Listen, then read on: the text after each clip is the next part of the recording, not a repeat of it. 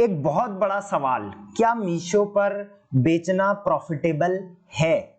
अगर आप एक मीशो सेलर्स हैं तो ये वीडियो आपके लिए बहुत इंपॉर्टेंट होने वाली है, क्योंकि इस वीडियो में मैं लॉजिकली कवर करने वाला हूं कि क्या मीशो पर बेचना चाहिए या नहीं बेचना चाहिए, और क्या अभी के टाइम पर मीशो पर इतनी प्रॉब्लम्स के बाद बेचना प्रॉफिटेबल है या नहीं है। तो इस पूरे टॉपिक को कवर करेंगे। सीधे वीडियो को स्टार्ट करूंगा। Welcome to Rishi commerce, I am Rishi, और सीधे चलता हूं मैं मीशो के सप्लायर पैनल पर। अब वीडियो स्टार्ट करने से पहले सबसे पहले बता दूं कि ये वीडियो कभी भी, देखिए, मैं मीशो के पॉइंट ऑफ व्यू से वीडियो नहीं बनाता हूं, मैं हमेशा सेलर के पॉइंट ऑफ व्यू से बनाता हूं। सो इस वजह से आपको भी इसको एक अनबायस्ड तरीके से समझना पड़ेगा, लॉजिकली समझना। कहीं पर आपको लगता है मैंने कुछ गलत बोला है या फिर वो चीज आप रिलेट नहीं कर पा रहे हो, तो आप कमेंट में मुझे तुरंत बता देना। तो मैंने एक अकाउंट ओपन करा है, पेमेंट्स हम लोग इसमें ओपन कर लेते हैं, और पेमेंट्स में प्रीवियस पेमेंट्स में हम एक डिटेल्स, यहाँ पर व्यू डिटेल्स पे क्लिक कर लेते हैं। ये सारी प्रीवियस पेमेंट्स हैं जो आपको डेट वाइज आ रखी हैं।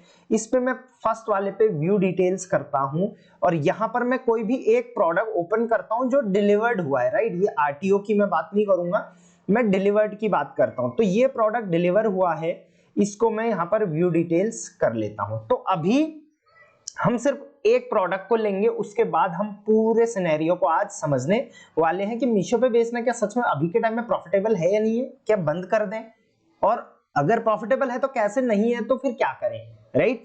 तो देखिए, एक ये प्रोडक्ट सेल हुआ है। अब ये प्रोडक्ट सेल हुआ है कितने रुपए में, आप यहां पर देखो 199 रुपीज में ये सेल हुआ है। 19 ऊपर चला गया, 9 नीचे आ गया, चलिए 199 है ये, ठीक है। तो 199 रुपीज का ये प्रोडक्ट सेल हुआ, मतलब मीशो के बायर पैनल पे ये प्रोडक्ट 199 का शो कर रहा था। प्लस इस पे मीशो ने शिपिंग चार्ज लिया कस्टमर से, वो लिया 58 रुपीज। तो 58 रुपीज ये मीशो ने लिए कस्टमर से, और 19 रुपए 119 रुपए 199 रुपए ये लिए। तो टोटल जितने भी हुए लगभग 257 रुपीज मीशो ने कस्टमर से कलेक्ट किया। ये 58 रुपीज आपने नहीं कर रखे थे, ऑब्वियसली आपने नहीं लगा रखे थे शिपिंग चार्ज। मीशो क्या करता है, जिस भी रेट में आपने ये प्रोडक्ट लिस्ट करा है उसमें शिपिंग चार्ज ऑटोमेटिक जोड़ के ही कस्टमर को दिखाता है, और फिर कहता है आप फ्री डिलीवरी ले लो। ये देखो, हर प्रोडक्ट पे फ्री डिलीवरी दिखा रहे हैं ना, जबकि कस्टमर जो सेलर है उसने ये 487 नहीं रखा होगा, सेलर ने इसका रेट कम रखा होगा, बट मीशो ने इस पे शिपिंग चार्ज भी जोड़ के इसको फ्री डिलीवरी कर दिया है। तो ऑलमोस्ट 99% प्रोडक्ट पे आप फ्री डिलीवरी देखोगे मीशो में, क्योंकि सारे प्रोडक्ट में जो डिलीवरी चार्ज है वो मीशो ऑलरेडी जोड़ देता है। अब कुछ प्रोडक्ट में आप बोलोगे सर मीशो डिलीवरी चार्ज तो लग रहा है अलग से, तो उनकी एमआरपी जो होती है वो उसके मतलब जो भी रेट मेंशन किया है सेलर ने, उसकी एमआरपी उससे थोड़ा ही ज्यादा होती है, तो एमआरपी से ऊपर एक्सेस मीशो नहीं कर सकता। तो आप एमआरपी थोड़ा ज्यादा रखें ताकि डिलीवरी चार्ज भी जो प्रॉपर सेलिंग चार्ज है उसमें जुड़ जाए, राइट। तो इतना तो मीशो ने कस्टमर से आपके कलेक्ट कर लिया है, 257 रुपीज, राइट। अब मार्केट प्लेस फीस तो 0 ले रहा है मीशो आपसे, बट शिपिंग चार्ज आपसे तो लेगा ना मीशो, राइट। तो कस्टमर से कलेक्ट किया 58 और आपसे लिया 61, मतलब आप यहां पे शिपिंग चार्ज सिर्फ कितना दोगे, आप 3 रुपए दोगे। 58 रुपए तो ऑलरेडी कलेक्ट कर लिया है आपने, 199 में लिस्ट कर रखा था, 58 रुपीज कस्टमर से ले लिया है, 61 रुपीज ये है, ये मीशो ने आपसे लिया है। तो टोटल 3 रुपए का आपको यहाँ पे नुकसान झेलना पड़ रहा है। अब आप देखोगे नेट सेटलमेंट में, आप यहाँ पे चेक करोगे तो सबसे पहले आपको जीएसटी इनपुट क्रेडिट मिलता है। यहाँ से जीएसटी क्लेम करोगे तो ये आपका एक इनपुट क्रेडिट में आ जाएगा। टीसीएस टीडीएस आप लेटर ऑन इसको रिफंड करवा सकते हो, आईटीआर वगैरह होता है, तो ये तो चलो आपको वापस मिल जाएगा। बाकी ये आप as a GST input credit use कर सकते हो। कल जीएसटी पे प्रॉपर एक पॉडकास्ट था, जाके चेक कर लेना, उसमें मैंने डिटेल समझाया है। अब आपको बैंक सेटलमेंट कितना मिला है यहाँ पे, 191 रुपीज। बेचा कितना आपने, अब बाकी बीच का मैं अगर सारा छोड़ दूं तो आपने 199 रुपए का बेचा है, और आपके बैंक में कितना आया, 191 रुपए। मतलब आपके पास, आपका सिर्फ यहाँ पर लॉस कितने का हुआ, जितने में सेल किया 191 में, मतलब लगभग आप सिर्फ आपका 8 रुपए यहाँ पर कम गया। अब ऐसा तो है नहीं कि 199 में से मतलब 191 आपको मिला है, आपका यही कॉस्ट प्राइस होगा। ऑब्वियसली आपने अपने कॉस्ट प्राइस प्रोडक्ट जितने का आपको पड़ा होगा प्रोडक्ट और उसका पैकेजिंग, उससे तो आपने इसको ऊपर ही लिस्ट किया होगा, और 199 तो इसका कॉस्ट प्राइस होगा नहीं, इसका कॉस्ट प्राइस नियर अबाउट 100 होगा या 110 होगा। तो आपने इस प्रोडक्ट में लगभग 70 से 80 रुपए कमा लिया है। तो एक प्रोडक्ट बेच के 70 से 80 रुपए अगर मैं कमा रहा हूं और दिन के मैं 50 प्रोडक्ट बेच रहा हूं, तो आप कैलकुलेट कर सकते हो कितना प्रॉफिट हो रहा है। मान के चलिए 70 इंटू मान के चलिए 50 ऑर्डर्स ऑन एन एवरेज हम डाल रहे हैं, तो ये 350 नहीं, मैं 500 कर दिया, 3500 रुपए डेली के हम कमा रहे हैं। और 3500 रुपए अगर मैं डेली के कमा रहा हूं, चले काट पीट के मैं 3000 भी लगाता हूं, और 30 दिन में फिर उस हिसाब से मेरी जो अर्निंग होती है वो होती है 90,000 रुपीज। और 90,000 रुपीज में 50 ऑर्डर्स पे कमा रहा हूं तो बहुत अच्छी बात है। बट अब आप बहुत सारे सेलर मेरे से रिलेट नहीं कर पा रहे होंगे, क्योंकि भाई ये तो मैंने सिर्फ एक ऑर्डर का दिखाया जो डिलीवर्ड हुआ है। अब इसमें रिटर्न है, कैंसिलेशन है, इसमें क्लेम है, इसमें पास नहीं हो रहा, इसमें टेम्पर्ड है, इसमें मिसिंग है, पता नहीं क्या क्या है, एड्स है, इसमें घपला है, इसमें पता नहीं क्या क्या जी, सारी चीजें मैं बताऊंगा। डोंट वरी, टेंशन नहीं लेना, वीडियो इसलिए मैं लंबी बनाता हूं। और अब तो यार मैंने अपने सारी वीडियो से ऐड भी हटा दिया है, तो अब लाइक तो कर ही लोगे, सब्सक्राइब भी कर ही लोगे, और सेलर को शेयर तो कर ही लोगे, बिंदास। चलिए, तो इससे देखिए एक चीज तो समझ आ जाती है कि अगर मीशो पे रिटर्न का कंसेप्ट नहीं होता, रिफंड का कंसेप्ट नहीं होता, टेम्पर्ड वगैरह नहीं आते, ऑब्वियसली अगर रिटर्न नहीं होता तो मिसिंग वगैरह दिक्कत वगैरह नहीं होती, आरटीओ का कंसेप्ट नहीं होता, एड्स नहीं चलाना पड़ता और प्रमोशन नहीं देना पड़ता, तो हम ऑलमोस्ट 90,000 महीने के कमा सकते थे, राइट। अगर सारे ऑर्डर डिलीवर होते और किसी ऑर्डर में दिक्कत नहीं होती तो हम 90,000 कमा सकते थे। अब लेकिन अगर इतनी प्रॉब्लम्स हैं तो उन प्रॉब्लम्स को काउंटर करने के लिए हम क्या कर सकते हैं, हमें प्रॉफिटेबल तो रहना है, तो उन ऑर्डर्स को काउंटर करने के लिए हम इस 199 को बढ़ा सकते हैं। अगर 199 में 191 मिल रहा है, अगर हम इसी को बढ़ा दें और इसको कर दें 249, तो यहाँ पे 50 रुपए हमें एक्स्ट्रा प्रॉफिट होगा, और उस 50 रुपए से हम जो मिसिंग आइटम हुआ, जो क्लेम डिफेंड हुआ, उनको रीइंबर्स कर सकते हैं, मतलब उनका बदला उस 50 रुपए से निकाल सकते हैं। समझ रहे होंगे आप, इसको मैं कैलकुलेट करके अभी आपको बताऊंगा, राइट। तो सिंपल सी चीज है, एक चीज क्लियर हो गई कि मीशो पर प्रॉफिटेबल रहा जा सकता है, बट इन एक ही केस में अगर सारे प्रोडक्ट डिलीवर्ड हो तो। बट जो प्रॉब्लम्स हैं अब उनको हमको डिफेंड करना है, उन प्रॉब्लम्स को शॉर्ट आउट करना है। कैसे करेंगे जिससे हम प्रॉफिटेबल रहें, राइट। क्योंकि 199 में आपको 191 मिल रहा है, वहीं आप फ्लिपकार्ट अमेजोन पे बेचो 199 में, आपको ये मुश्किल से 120 या 110 रुपीज मिलेंगे, दैट्स इट। और मैं ये देखो ऐसा नहीं बोल रहा हूँ अमेजोन फ्लिपकार्ट बेकार है, बट वहां पे रिटर्न रेशियो कम है, वहां पे थोड़ा क्रेडिबिलिटी अच्छी है मार्केट प्लेस की। तो ऑब्वियसली हर मार्केट प्लेस में फायदे नुकसान तो होते हैं, मैं किसी के सपोर्ट में यहाँ पे नहीं बोल रहा हूँ, राइट। चलिए अब बात करते हैं प्रॉफिटेबल रहना है तो कैसे रहें।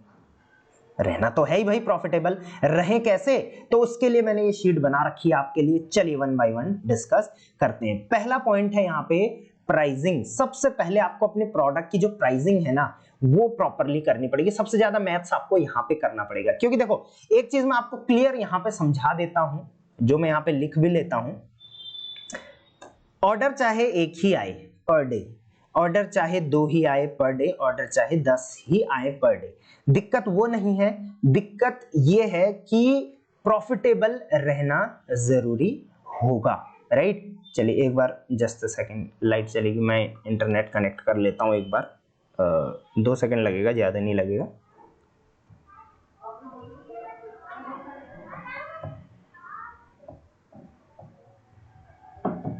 सो इंटरनेट कनेक्ट हो गया, ओके। सो एक चीज मैं आपको यहाँ पे और दोबारा समझा दूं कि देखो एक ऑर्डर आए, 2 ऑर्डर आए, 10 ऑर्डर आए, डजंट मैटर, ऑर्डर्स के पीछे मत भागो, प्रॉफिटेबिलिटी के पीछे भागो। अब आप यहाँ पे देखोगे कई प्रोडक्ट हैं, आप बोलोगे इसका रेट तो भाई 100 रुपए से भी कम में है, भाई लॉस में है, राइट।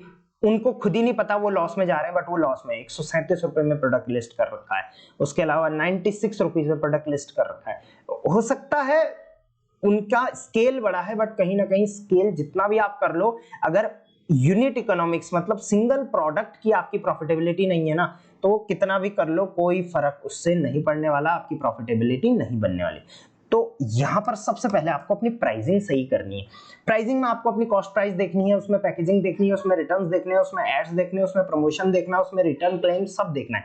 कैसे करेंगे प्रोडक्ट की प्राइसिंग? तो सबसे पहले प्रोडक्ट प्राइसिंग सही से कर लेना। मान के चलिए एग्जांपल से समझाता हूं, एक प्रोडक्ट की कॉस्ट प्राइस है 100 रुपए, राइट। अब आपको सबसे पहले इसको पैकेज करना पड़ेगा, तो पैकेजिंग की कॉस्ट में लगा लेता हूं यहाँ पे 110 रुपए में लगा लेता हूं, तो 110 हो गई आपकी इसकी कॉस्ट प्राइस। कॉस्ट प्राइस 100 हुई, 10 रुपए पैकेजिंग। 10 रुपए पैकेजिंग में क्या क्या आ गया? लेबल भी आपने जनरेट किया, उसका पेपर जो है उसका भी खर्चा मैंने लगा लिया, और पैकेजिंग का कॉस्ट भी मैंने लगा लिया कि आप 5 रुपए 7 रुपए 8 रुपए वाली आपने पैकेजिंग ले ली, मीशो के लिए अपने लिए जो भी है, तो एक वो पैकेजिंग हो गई। तो 10 रुपए में ऑन एन एवरेज लगा रहा हूं। आपका अगर थोड़ा महंगा है तो महंगा लगा सकते हैं, सस्ता है तब भी आप 10 तो लगाना इसमें, क्योंकि कई बार रिटर्न आ जाता है तो उसको दोबारा भी तो शिप करना पड़ता है। तो एवरेज में मैंने 10 रुपए यहाँ पे ले लिए। अब आ जाते हैं रिटर्न्स की बात। अब देखिए 110 रुपए का अब आपका ये प्रोडक्ट हो चुका है। अब आपको क्या करना है, उस प्रोडक्ट में रिटर्न्स भी आएंगे, और रिटर्न्स कितने आने चाहिए वो तो हम अगला टॉपिक पढ़ेंगे, लेकिन इससे पहले मैं यहाँ पे आपको बता दूं कि हर 100 में से 20 प्रोडक्ट्स हमारे रिटर्न होते हैं, राइट। और अगर 20 प्रोडक्ट्स रिटर्न हो रहे हैं तो ऑब्वियसली हर प्रोडक्ट पे जो शिपिंग चार्ज लग रहा है, रिवर्स शिपिंग चार्ज, वो बहुत ज्यादा लगता है, राइट। तो इस वजह से आपको क्या करना है, रिटर्न्स भी इसमें मेंशन करने हैं, और रिटर्न्स का कॉस्ट भी प्रोडक्ट के ऊपर चढ़ा देना है। तो मैंने यहाँ पे कम से कम 50 रुपए, और 50 से ज्यादा भी आप ले सकते हैं। अगर आपका कोई स्मॉल नंबर में है तो आप और ज्यादा ले सकते हैं। अगर नॉन रिटर्नेबल कैटेगरी है तब भी आप लो, क्योंकि मीशो का कोई भरोसा नहीं, कई बार वहां पर भी रिटर्न हो जाते हैं, राइट। जैसे अमेजोन में A to Z होता है वगैरह वगैरह, ऐसा चलता है, ठीक है। तो रिटर्न्स का आप कॉस्ट लो यहाँ पे कि कम से कम 50 रुपए में रीइंबर्समेंट के लिए हर प्रोडक्ट पे रखूंगा। तो 50 रुपए मैंने 160 कर दिया इसको, इसकी कॉस्ट पे 110 से मैंने 160 पहुंचा दिया है। अब आप एड्स भी तो चलाओगे हर प्रोडक्ट पे, हर प्रोडक्ट पे तो नहीं भी चलाएंगे, लेकिन एड्स चलाओगे ना, जरूरी है अभी के टाइम पे एड्स चलाना। तो मैं ये नहीं बोलूंगा बिना एड्स की ग्रोथ नहीं है, वहां भी ग्रोथ है, बट आपको अगर कम्पीट करना है तो एड्स चलाओ और रेगुलर बेस पे चलाओ। एड्स पे मैंने डिटेल वीडियो बनाई, वो देख लेना। एड्स भी चलाएंगे तो 30 रुपए मैंने वो यहाँ पर रीइंबर्स के लिए रख दिए। तो ये प्रोडक्ट का कॉस्ट हो गया 190। उसके बाद यहां पर मैं प्रमोशन पे अगर बात करूं तो प्रमोशन भी हम अपने प्रोडक्ट पे करेंगे, और 5% 10% तो हम देते ही हैं। 5% तो कम से कम आप दे सकते हैं, बहुत प्रमोशंस आते हैं मीशो पे, तो इसलिए मैंने यहाँ पे 10%, कम से कम 200 का 10% होता है 20 रुपए। 20 रुपए को मैंने और ऐड कर दिया है यहाँ पे, 210 रुपए का ये हो गया है, राइट। अब यहाँ पर जीएसटी आपको जो at the end of the month आप जीएसटी वगैरह फाइल करोगे तो वहां पे थोड़ा कुछ तो आपको जीएसटी इनपुट मिल जाता है, बट कुछ ना कुछ आपको भी फाइल करते समय फिल आप करोगे। बाकी कल वाली ब्रॉडकास्ट देख लेना, बचा भी लोगे कई, ठीक है। तो फिर भी मैंने यहाँ पे 10 रुपए पर प्रोडक्ट के हिसाब से जीएसटी भी मेंशन कर दिया है, राइट। उसके बाद कई प्रोडक्ट ऐसे होते हैं जो डू नॉट एक्सपेक्ट डिलीवरी होती है, क्लेम रिजेक्ट हो जाते हैं। तो भाई अगर आप 100 प्रोडक्ट डिलीवर कर रहे हो, 100 प्रोडक्ट भेज रहे हो, उसमें से 20 अगर रिटर्न आ रहे हैं और 20 में से 2 प्रोडक्ट जो हैं वो क्लेम नहीं मिला उनका, या फिर डू नॉट एक्सपेक्ट डिलीवरी हो गई, वो आप तक पहुंचा ही नहीं, डैमेज हो गया, क्लेम ही नहीं मिला या कम मिला, तो उसका भी रीइंबर्समेंट मैंने यहाँ पे डाल दिया है 10 रुपए का। तो ये 230 का प्रोडक्ट हो गया है। तो कॉस्ट प्राइस जो यहाँ पे 100 रुपए की थी, अब इसकी कॉस्ट प्राइस आपकी कितनी मानी जाएगी? लगभग 230 रुपए। अब इस पे आप अपना मार्जिन रखो, और हर प्रोडक्ट पे लगभग 30 से 35% का मार्जिन ये सब चीजें हटाने के बाद आप जरूर रखो, राइट। तो अब हम क्या कर सकते हैं, मार्जिन हमने यहाँ पे 30 से 35% का अगर हम रखते हैं 230 पे, तो इसका रेट हम ऑन एन एवरेज 299 रुपीज रख सकते हैं। सो आई होप ये पूरा कंसेप्ट आपको इनके पीछे लॉजिक है, 10 रुपए 20 रुपए ऐड करने के पीछे भी मेरी कैलकुलेशन है, ये मैंने रैंडमली ऐड नहीं करा है। अब आप क्या कर सकते हैं, अगर आपका प्रोडक्ट मान के चलिए 100 रुपए के बजाय 1000 रुपए का है, तो ऐसा नहीं कि आप यहाँ पे 10 ही रुपए डालोगे, 1000 रुपए को पैक करने के लिए थोड़ा चार्ज ज्यादा लगेगा। उसके बाद रिटर्न आएगा तो वहां पे शिपिंग चार्ज थोड़ा ज्यादा लगेगा, क्योंकि हो सकता है वो प्रोडक्ट का वेट जो है वो थोड़ा ज्यादा है। मीशो ऑटोमेटिकली वेट भी चेंज कर देता है, तो वहां पे आप रिटर्न शिपिंग चार्ज अपना देखो, उस हिसाब से आप इस एवरेज में ये परसेंटेज में अपना जो है वो चार्जेस उसमें ऐड करते जाओ। तो लगभग 100 रुपीज कॉस्ट प्राइस है ये सारा मिलाने के बाद। 299 यहाँ पर मैंने प्रोडक्ट को रखा हुआ है। सो कई केसेस में मैं इसको 299 में रख सकता हूं, और अगर मुझे और सेफ साइड में जाना है, मतलब 100% मुझे प्रॉफिटेबल गारंटी चाहिए अपनी, बट यहां पर अगेन एक कंडीशन है, क्वालिटी सही होनी चाहिए प्रोडक्ट की, और रिटर्न जैसा मैं बोलूंगा उस हिसाब से मैनेज होनी चाहिए। रिटर्न की बात इसके बाद करेंगे। मैक्सिमम मैं इसका 299 तो रखा ही था, मैक्सिमम मैं इसका 329 तक मैं इसको रख सकता हूं, राइट। अब बहुत सारे सेलर बोलेंगे कि सर अगर इतना रखूंगा तो फिर सेल नहीं आएगी, मेरे कॉम्पिटिटर तो भाई यहाँ पे सेम प्रोडक्ट मेरे कॉम्पिटिटर 249 में डाल के रखे हुए हैं, कोई यहाँ पे 100 रुपए में। बट देखो, आपको कम्पीट नहीं करना है किसी से भी, आपको अपना ब्रांड में सेल करना है, अपने ब्रांड की वैल्यू बनानी है, अपने ब्रांड में प्रॉफिटेबिलिटी लेके आनी है, दूसरे का नहीं देखना है। कम्पीट करने के चक्कर में लॉस होने से बेहतर है कम्पीट मत करो, कम ही ऑर्डर लो लेकिन प्रॉफिटेबल रहो, राइट। तो ये तो आपका सबसे पहले प्राइस स्ट्रक्चर सबसे पहले सही होना चाहिए। अब आपका प्राइस स्ट्रक्चर सही हो गया, अब नेक्स्ट आ जाता है रिटर्न्स की बात, ठीक है। तो रिटर्न्स पे हम यहाँ पे आ जाते हैं, मैं यहाँ पे रिटर्न्स पे आ गया हूँ। आप अपना return dashboard time to time देखते रहो। दो टाइप के रिटर्न होते हैं, आपको पता है, कस्टमर रिटर्न और कुरियर रिटर्न। कस्टमर रिटर्न जो है आपका, कुरियर रिटर्न में तो देखो कोई चार्जेस लग नहीं रहे हैं, लेकिन कस्टमर रिटर्न में आपके जो रिवर्स शिपिंग चार्ज है वो लग जाता है, राइट। तो कस्टमर रिटर्न का परसेंटेज जो है, अभी देखिए ये सेलर का 15.51 है, अगर ये 1% भी यहां से ऊपर गया ना, तो वैसे ही इसकी इंप्रूवमेंट पे काम चल रही है अभी, बाकी 1% भी यहां से इंप्रूव गया ना, तो मैं इस सेलर को सीधे बोल दूंगा कि भाई आप अपने प्रोडक्ट की क्वालिटी को एक बार अच्छे से देखो, ये डेंजर साइन है, ठीक है। तो मैं आपको बोलूंगा कि अगर आप किसी भी कैटेगरी में सेल कर रहे हो और अगर आपका 15% से ऊपर चला गया है, 16, 17, 18, 19, 20, तो काम करने की जरूरत है। काम क्या करोगे, जिस प्रोडक्ट पे आपके ज्यादा रिटर्न है, जैसे ये प्रोडक्ट है इस पे 8% रिटर्न है, चलेगा, 10%, 11%, 37%, इसको आप बंद करो या इंप्रूव करो, इंप्रूव नहीं हो सकता है बंद करो, राइट। और ये भी देखो कि कितने प्रोडक्ट सेल हुए हैं इसके, तो अगर 8, 9, 10 इस रेंज में प्रोडक्ट सेल हो चुके हैं और फिर परसेंटेज इतना आ रहा है, तो भाई ये तो डेंजर साइन है, आपको इसको क्या करना पड़ेगा, बंद करना पड़ेगा।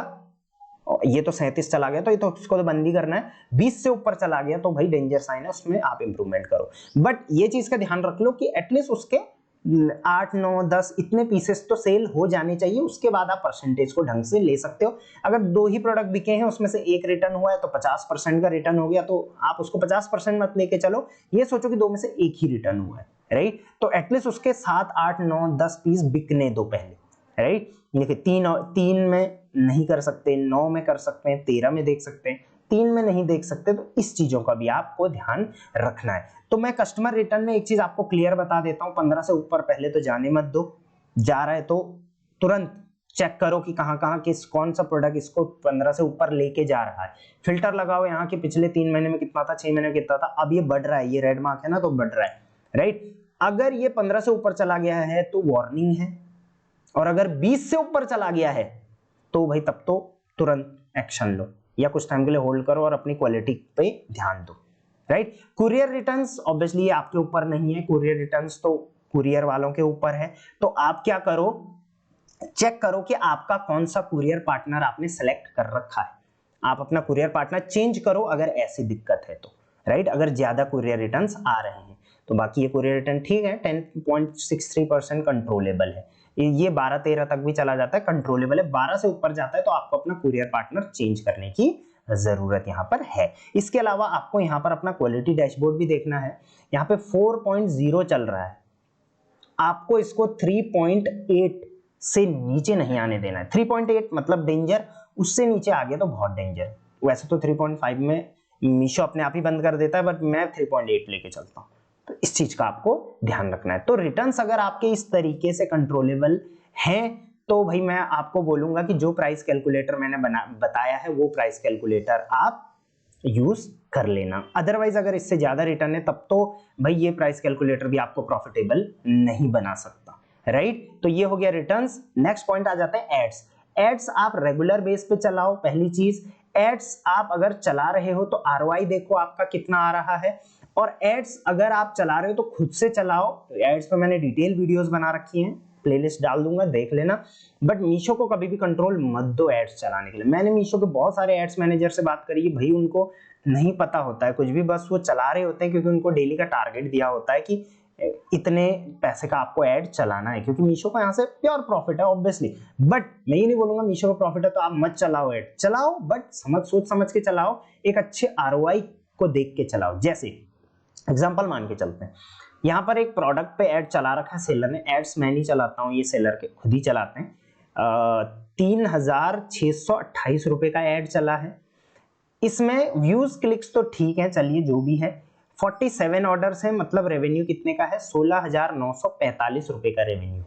अब आप देखो 3,000 रुपए दे के 16,000 की सेल हुई है, मतलब कितने गुना सेल हुई है, लगभग 4 से 5 गुना सेल हुई है, राइट। अब आप ये देखो कि 16,945 रुपए की अगर आपकी सेल होती है तो कितना परसेंट आपका मार्जिन है। तो मैंने जैसे बोला 30 से 35% का मार्जिन आपको रखना है, तो 30 से 35% कितना होता है 16,000 का, तो मेरे हिसाब से ये होगा लगभग 5,000 के आसपास, राइट। तो 5,000 रुपए का आपको यहाँ पे प्रॉफिट हो रहा है, और आपने लगाए हैं 3,600 रुपए, मतलब 3,600 रुपए अगर मैं यहाँ से निकाल दूं तो लगभग 1,500 रुपए का आपको प्रॉफिट हुआ है इस एड को चला के।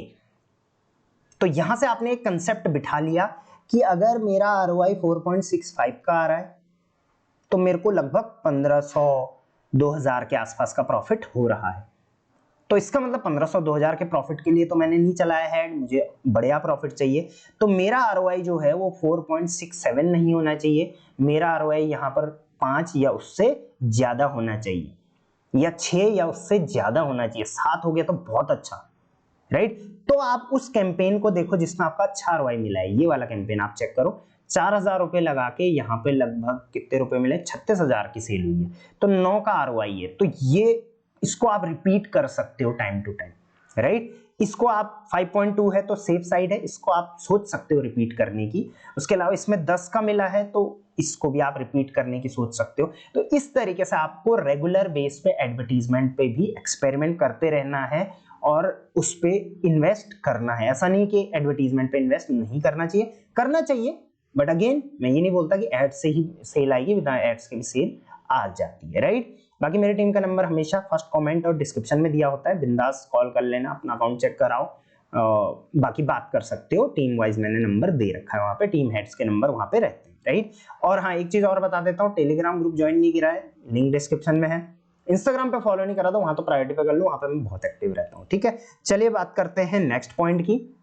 सो एड्स के बाद लास्ट पॉइंट आता है यहाँ पर क्लेम्स की। तो देखो क्लेम्स का तो सिंपल सा फंडा होता है, जैसे मैंने आपको क्लेम्स की कैलकुलेशन भी बताई कि मान के चलिए आपने 100 ऑर्डर डिस्पैच करे हैं, डिस्पैच की बात कर रहा हूं मैं, डिलीवर्ड नहीं बात कर रहा हूं, ठीक है। तो इसमें से आपको पता है कि लगभग 10% अगर मैं कम मानूं और अगर ऑन एन एवरेज मानूं तो 15% इसमें से क्या हो गए, मेरे आरटीओ हो गए, राइट। और कुछ जो बचे हुए परसेंटेज हैं वो रिटर्न आएंगे, राइट। बट इनमें से कई डैमेज आएंगे, यूज्ड आएंगे, राइट। तो इसका मैं मान के चलता हूं कि अगर मान के चलिए ऑन एन एवरेज 20 से 25% भी इसका रिटर्न आता है, चाहे वो आरटीओ है, चाहे वो आरटीओ हो गया, चाहे वो रिटर्न आ गया, राइट। ज्यादातर कस्टमर रिटर्न में यहाँ पे दिक्कत आती है, राइट। तो मैं इसलिए 25% इसको मान के चल रहा हूँ, और 25% का 25% मतलब 25 ही होता है, तो मैं इसको 25 ही रखूंगा। अब इसमें से लगभग 20% में मान के चलूंगा कि इसमें से डैमेज या क्लेम आएंगे, राइट। तो इस हिसाब से 3 से 4 प्रोडक्ट यहाँ पर आपके डैमेज या टेम्पर्ड आएंगे। कई बार on an maximum max to max 6 से 7 प्रोडक्ट में इसमें से मान के चलता हूं आपके गड़बड़ आए, और 7 में से कुछ का क्लेम आपको मिल जाता है, कुछ का क्लेम आपको नहीं मिलता है, राइट। तो इसका आप एक एवरेज निकालो कि पूरे महीने में कितने डिलीवर्ड हुए, सॉरी कितने आपने डिस्पैच करे, उसमें से कितने वापस आए, परसेंटेज में काम करो, कितने वापस आए, मतलब वापस आने का मतलब है कि कस्टमर भी और कुरियर भी, और उसमें से कितने ऐसे आए कि जो दिक्कत थी जिनमें क्लेम करने लायक, राइट। और उस क्लेम में से कितने क्लेम मुझे नहीं मिले, तो 7 में से भाई 50-50 हो जाता है कई बार, तो अब तो और स्ट्रिक्ट हो गया है, तो मैं मान के चलता हूं 4 का क्लेम आपको नहीं मिला। तो अगर 4 का क्लेम नहीं मिला तो ये डायरेक्टली लॉस होता है अपना, राइट। तो इसको भी आपने ऑन एन एवरेज लगा के चलना है, और यहाँ पे जो भी आपका एवरेज बनेगा उस हिसाब से आपको यहाँ पे प्रोडक्ट प्राइस में, ये देखिए इसलिए मैंने यहाँ पे प्रोडक्ट प्राइस में 10 रुपए जोड़े हैं, पर प्रोडक्ट में जोड़ दिया है। आप इसको 10 की बजाय, अगर आपका ये थोड़ा अभी दिक्कत आ रही है क्लेम्स वगैरह में, मीशो काफी तो कम दे रहा है क्लेम्स, तो यहाँ पे 230 की बजाय आप इसको 20 रुपए यहाँ पे पर प्रोडक्ट पे मार्जिन रख सकते हो फॉर क्लेम रिजेक्शन, राइट। तो इन टोटल अगर मैं सारी चीजों की बात करूं, तो अगर आप एक बिजनेसमैन की तरह पूरा कैलकुलेटेड रिस्क प्रोफाइल देख के, जैसे वो बोलते हैं शेयर मार्केट में पैसा तो बनता है बट रिस्क प्रोफाइल देखनी पड़ती है, सेम मीशो पर अगर आप प्रॉपर तरीके से वर्किंग करते हो और जैसा मैंने बोला उस तरीके से आप सेल करते हो, फिर चाहे आपके एक ही ऑर्डर आए पर डे, फिर चाहे आपके 500 ऑर्डर आए पर डे, आपको प्रॉफिटेबल होने से कोई नहीं रोक सकता है। और ये मैं मीशो के पॉइंट ऑफ व्यू से बात नहीं कर रहा हूँ, उनके लिए तो मैं भी आवाज उठाता हूँ, आपके लिए मैं आवाज उठाता हूँ कि भाई ये जहां पे गड़बड़ हो रही है वहां पे भाई मीशो को काम करना चाहिए। बट ये चीजें आपको समझनी जरूरी है कि प्रॉफिटेबिलिटी किस तरीके से आती है किसी भी मार्केट प्लेस पे। कहीं पर भी डाउट है कमेंट में मुझे अपना कमेंट जरूर दे देना। इसके साथ साथ बुक रिलीज मेरी हो गई है, अभी तक बाई नहीं करी है, तो जाके Amazon और Flipkart पे मेरा नाम सर्च कर सकते हैं, वहां पे आपको मेरी बुक मिल जाएगी। ई बुक चाहिए तो ऐप में मिल जाएगी, ई बुक थोड़ा सस्ती पड़ेगी, बाकी हार्ड कॉपी लेना चाहें तो Amazon पे आपको डायरेक्टली मिल जाएगी, ऋषि गंडारे जाके सर्च कर सकते हैं। टिल देन आई होप ये वीडियो आपको बहुत हेल्प करेगा, ज्यादा से ज्यादा सेलर तक इसको पहुंचा देना। Thank you very much, keep selling on Meesho.